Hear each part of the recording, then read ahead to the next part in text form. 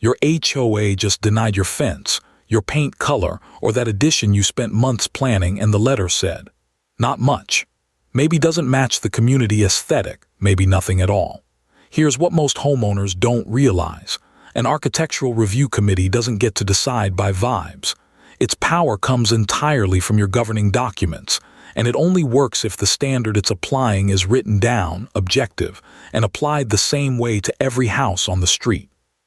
So in this video, we'll break down exactly how the approval process is supposed to run, what turns a denial into something you can actually beat, the step-by-step way to appeal it, the trap hiding in deemed approved clauses, and when the smart move is to stop appealing and call a lawyer.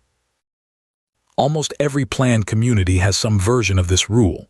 Before you touch the outside of your house, paint, fence, roof, addition, even a satellite dish sometimes, you submit a request and wait for a yes. That part's normal and courts generally uphold it. What's not normal and what a lot of boards get wrong is treating that approval power as a blank check to say no because a committee member personally doesn't care for teal shutters. The authority an architectural committee has is not free-floating. It comes from your declaration and only extends as far as your declaration actually spells out. If the reason for your denial can't be tied to an actual written rule, that's not a design decision. That's the board making it up as they go. Walk through this chart, because knowing the steps is what lets you spot where yours went off the rails. You submit your plans or paint chips through whatever process your HOA has set up. That part's on you. Step 2 is where the law actually puts a leash on the committee. They're supposed to be measuring your project against written design guidelines that existed before you applied, not against whatever look someone on the board happens to prefer that week. Step 3 in a lot of states isn't optional. The decision has to come back to you in writing, inside a deadline your own governing document set, not whenever the committee gets around to it. And step 4 is the fork that matters most. They approve it, they deny it with specific written reasons, or they simply don't answer in time. That last outcome sounds like a loss. It's actually the subject of our next slide, and it might work in your favor. This is the legal spine of the whole episode, so get this part solid. In states with strong common interest development law, an architectural decision has to be made in good faith, and it can't be unreasonable, arbitrary, or capricious. That's not homeowner opinion. That's the actual legal standard in places like California. Translate that out of legalese. I just don't like it is not a reason a board is allowed to rely on. Neither is a term like doesn't fit the neighborhood character, unless your guidelines actually define what that means in measurable terms, roof pitch, color families, fence height, that kind of thing. And there's a second piece courts and statutes both lean on. Whatever standard they use on you has to be the same standard they use on everyone else's application, not a one-off test invented for your file. Here's a wrinkle almost nobody checks, and it can flip your entire situation. A lot of CC&Rs contain what's called a deemed approved clause, language saying that if the architectural committee doesn't respond by its own deadline, your application is automatically approved by default, silence and all. Sounds great, right? Here's the catch: courts have gone both directions on this. Some enforce that clause exactly as written, silence equals yes. Others have ruled that if what you're proposing flat-out violates something explicitly banned in the declaration, a blown deadline doesn't save it. So if you're sitting on a missed deadline, don't just start digging post holes. Document the date you submitted, keep proof nobody responded, and get that specific clause checked before you build on nothing but silence. This table is basically a gut check before you spend a weekend building your appeal. Look at the top row. A denial that cites an actual written rule from your guidelines is going to hold up, full stop. That's simply the committee doing its job. But the board didn't like it, with nothing written behind it, is exactly the kind of denial that falls apart the moment someone asks, which rule? Same with consistency. If your neighbor's near-identical fence got a yes 6 months ago, and yours got a no, that comparison is one of your strongest cards, because uneven application is its own separate problem on top of a vague reason. And don't skip that bottom row. If the committee is enforcing something that was never actually authorized in your declaration in the first place, that's not a valid denial. It's the committee acting outside its own authority. If you've decided this denial is worth fighting, don't wing it, work it like a checklist. Start by actually reading the denial side by side with your real, current design guidelines, because sometimes the violation isn't even accurate once you check. Then go have the low-stakes conversation first. Ask the committee directly what would actually satisfy them, because sometimes a genuine fix is cheaper than a fight. Next, and this trips people up constantly, go find your bylaw's actual appeal deadline and calendar it, because missing that window can end your case before it starts regardless of how right you are. Then build the real appeal. Every comparable approval you can find, photos, the guideline text itself, all of it in writing.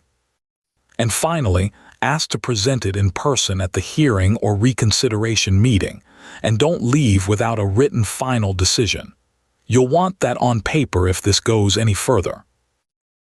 The exact mechanics here depend on your state and your own CC&Rs, but a few examples show you the shape of what to look for. In Texas, if the architectural authority denies your request, the statute gives you the right to appeal straight to the board, and the board has to actually hold a hearing on a set timeline. This isn't a courtesy, it's the law. In California, a denial automatically entitles you to reconsideration at an open board meeting, which means the board itself has to look at it again, not just the committee that said no the first time. And Florida's statute puts a hard ceiling on the whole thing from a different angle. It says the committee's authority only reaches as far as what's actually written into the declaration, no further.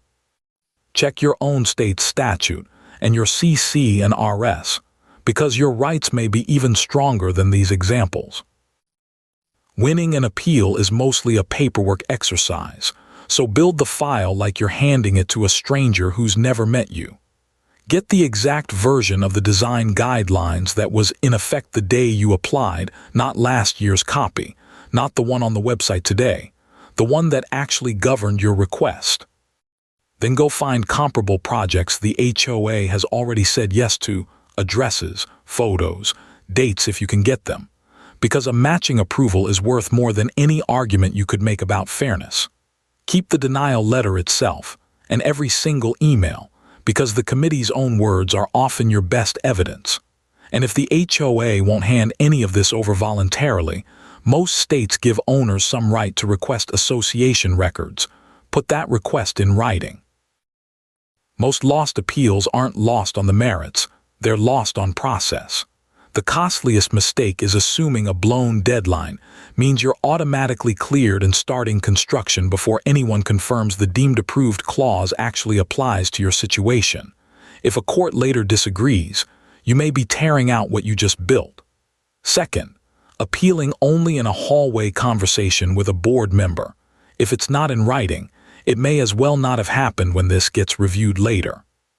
Third, and this is the emotional trap, arguing that your choice simply looks better, instead of pointing at the specific written rule. The denial is supposed to be measured against taste doesn't win, citations do.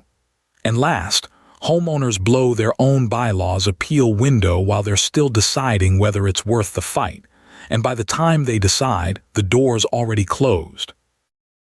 There's a point where this stops being a foreman follow-up situation.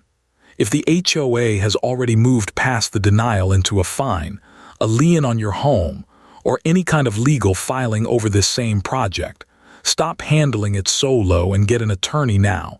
The stakes just changed. Same if you're relying on a deemed approved clause and you're about to build, or already have. Get that read by a lawyer first, because "I thought it was automatically approved" is a rough position to defend after the fact with your own money on the line. If the pattern of who gets approved and who doesn't starts looking less like taste and more like it's tracking race, family status, disability, or some other protected characteristic, that's no longer an architectural dispute. That's a potential fair housing claim, and it needs a professional immediately. And one practical tell: if the board's already talking to you through its own attorney, you shouldn't be the only one without one. So here's the short version to walk away with. An architectural denial only holds up if it points to a real, written, objective standard applied the same way to every home, not a feeling, not an unwritten preference. Deadlines cut both ways. Miss yours and you can lose your appeal rights, but if the committee misses its own, a deemed approved clause might just hand you the win, carefully and with documentation. When you do appeal, do it in writing. Back it with real evidence, comparable approvals, the guideline text, the denial letter, and get it in before your bylaws clock runs out. And the moment fines, liens, or anything that smells like discrimination enter the picture, that's your cue to stop negotiating alone and bring in someone licensed to fight it for you. This video is general education, not legal advice, and architectural review rules. What counts as a valid written standard, how deemed approved clauses work, and your right to a hearing or reconsideration vary by your state and by your community's own governing documents. It was researched and produced with AI assistance, including script research, voice, and on-screen graphics, and reviewed by a human against the cited sources before publishing. Before you act, read your actual CC&Rs, design guidelines and bylaws. Check your state's HOA or Common Interest Development statute. And if a fine, lien, or discrimination claim is involved, talk to a licensed attorney in your state.